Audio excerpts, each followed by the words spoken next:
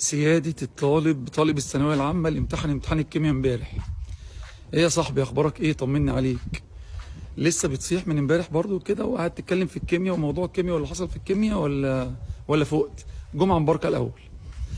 احنا لازم نفوق للمواد اللي جاية. هي معركة كبيرة شوية طويلة فيها كذا جولة. يا عم اتغلبنا جولة، يا عم اتغلبنا جولتين، لسه في جولات تانية. المهم في اخر الحرب تبقى انت اللي منتصر. ما يبقاش ايه، ما تضحكش الناس عليك وما تخليش حد يقول انك انت انسحبت من المعركة بتاعتك. المعركة فعلا بتاعتك ولازم انت تكملها.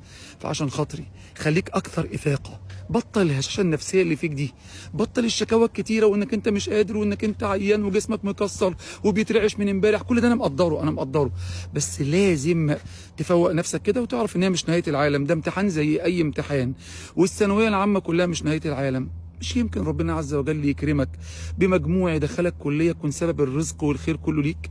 هو كل الخير وكل الرزق موجود في الكليات اللي انتوا بتسموها كليات القمه. يا عم خش اي كليه وهات المجموع اللي تقدر عليه. بس انا كل اللي يهمني دلوقتي انك انت تفتح كتب الانجليزي بتاعتك ومذكرات الانجليزي بتاعتك وتقعد تحل النماذج الاسترشاديه بتاعه الانجليزي بضمير وتحلها بايدك. تحلها بايدك. ابقى اتفرج بس على الحاجات اللي وقعت منك. سلام يا صاحبي. عارف ان دي ممكن تكون اخر مرة تتعب فيها بالشكل ده. انت محتاج تصبر. عارف ليه الايام دي مؤلمة جدا؟